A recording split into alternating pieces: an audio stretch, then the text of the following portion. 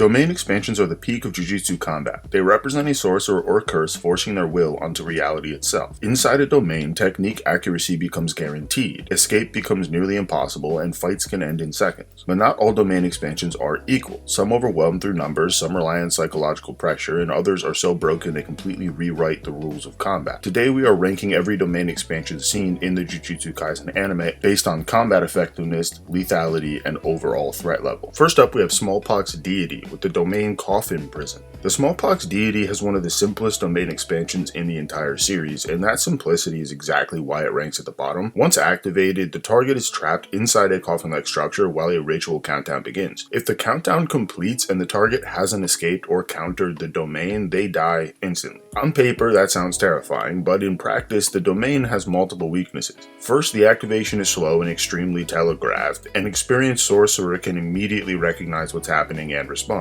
Second, the domain relies on the victim failing to act. There is no overwhelming pressure, no constant damage, and no layered techniques. When Mei faced the Smallpox Deity, she dismantled the domain almost effortlessly by exploiting its rigidity. The curse had a single plan, and once that plan failed, it had nothing left. The domain is deadly against inexperienced opponents, civilians, and anyone without knowledge of domains, but against trained sorcerers, it's unreliable and easily countered. It's dangerous, but it's limited. Next, we have Megumi Fushiguro's domain, which is incomplete, but it is Chimera Shadow Garden. Megumi's domain expansion is unfinished, unstable, and lacks a guaranteed hit effect, and yet it's still terrifying under the right circumstances. Instead of enforcing victory, Chimera Shadow Garden amplifies Megumi's creativity. Shadows flood the battlefield, allowing him to summon multiple Shikigamis simultaneously, duplicate attacks, and move freely through the darkness. This domain doesn't dominate opponents, it overwhelms them through unpredictability. Megumi can attack from any angle, hide within shadows, and constantly reposition. For weaker opponents, this chaos is more than enough to secure victory. However, without a guaranteed hit effect, Chimera Shadow Garden fails against opponents with superior raw power or durability. It's a domain built for strategy, not domination. What makes this domain interesting is its potential. Every time Megumi uses it, we see flashes of something much greater. Once completed, Chimera Shadow Garden could easily rival top-tier domains, but as seen in the anime, it's still a tool of desperation rather than absolute control. Next, we have Higuruma Hiromi with his domain Deadly Sentencing. Higuruma's domain expansion is one of the most unique in the series. Deadly Sentencing doesn't overwhelm the opponent with force, it overwhelms them with rules. Once trapped inside the domain, combat stops entirely. The opponent is put on trial, judged for past crimes, and stripped of cursed techniques depending on the verdict. If the sentence is severe enough, Higuruma gains access to the Executioner's Sword, a weapon capable of killing in a single strike. The strength of this domain lies in control and inevitability. Most sorcerers rely heavily on cursed techniques, and losing access to them instantly shifts the balance of power. However, the domain is heavily dependent on judgment outcomes. Loopholes, technicalities, or lack of crimes can drastically reduce its effectiveness. Deadly Sentencing is devastating in the right matchup, but inconsistent overall. It's a brilliant domain, but not an overwhelmingly lethal one.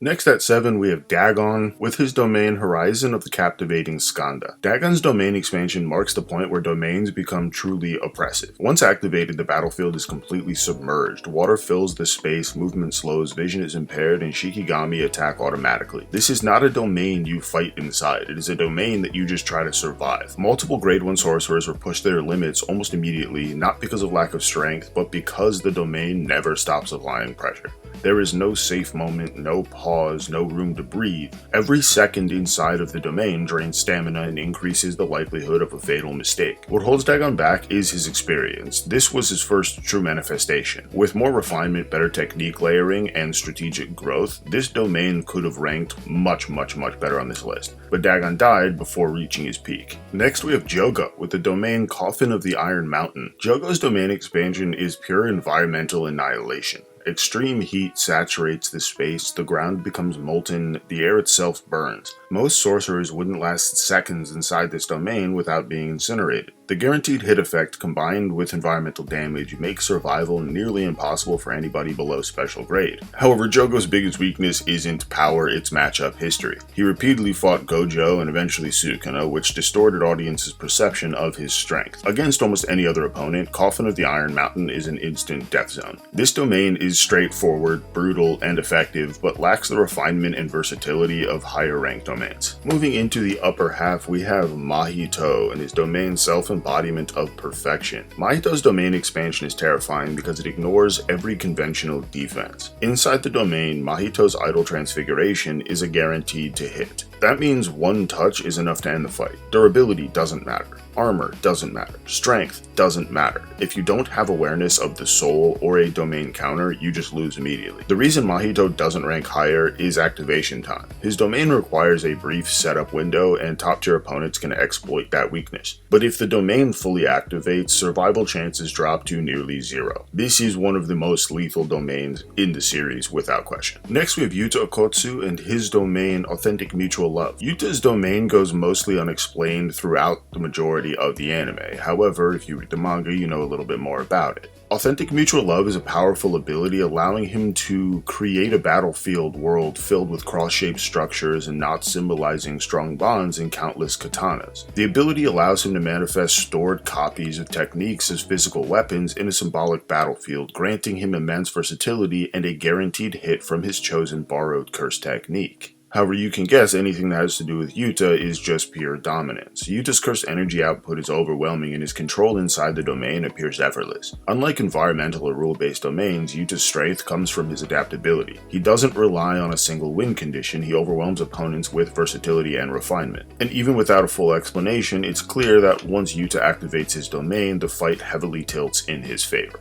Moving into the top 3, we have Kenjaku, this domain Womb Profusion. Kenjaku's domain expansion represents maximum refinement. Every technique is layered with precision, every movement is calculated. Womb Profusion is a barrierless domain resembling an open space that unleashes powerful curses manifesting as a towering totem of screaming cursed spirits that fires continuous guaranteed hit attacks. There is no wasted energy, no unnecessary attacks, and no room for error. Womb Profusion overwhelms opponents through efficiency rather than spectacle. The guaranteed hit effect ensures constant pressure, while Kenjaku's intelligence prevents counterplay. This is a domain designed by someone who understands Jujutsu at its deepest level. In the 2 spot, we have the one and only Satoru Gojo with his domain Unlimited Void. Gojo's domain expansion Unlimited Void isn't about physical damage, it's about total mental collapse. When Unlimited Void activates, the target's consciousness is flooded with infinite information. Every sensation, every thought, every action is processed endlessly and simultaneously. The result is, of course, paralysis. Your brain can't prioritize, your body can't respond. Even breathing becomes impossible to consciously control. Inside Unlimited Void, opponents aren't just stunned, they are functionally shut down. What makes this domain especially terrifying is how fast it works. Even a 0.2 seconds of exposure was enough to incapacitate multiple high-level curses during the Shibuya incident.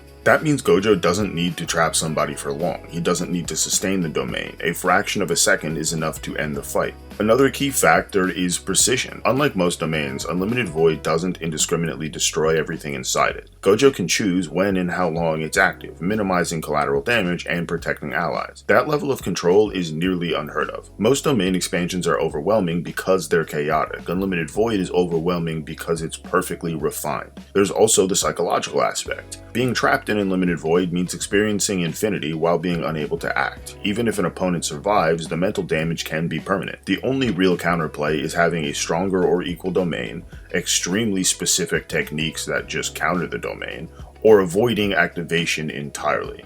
For almost everyone else, Unlimited Void is an instant loss. So why isn't it number 1? Because there exists one domain that doesn't attack the mind, doesn't trap the body, and doesn't care about refinement. It simply erases everything in its range. And of course, that would be Ryomen Sukuna and his domain Malevolent Shrine in the 1 spot. Sukuna's domain expansion Malevolent Shrine completely breaks the rules of Jujutsu combat. Unlike every other domain, Malevolent Shrine does not create a barrier. There is no enclosed space, there is no escape attempt, there is no inside or outside. Instead, Sukuna marks a massive radius and declares it his territory. Everything within that area is subject to constant, guaranteed slashing attacks. 2 types of cuts are applied simultaneously, one that adjusts automatically to cursed energy, and one that targets physical matter. That means nothing is safe. Cursed spirits, sorcerers, building, the ground itself, everything is carved apart with perfect accuracy. Most domain expansions are duels. Malevolent Shrine is area denial on a catastrophic scale.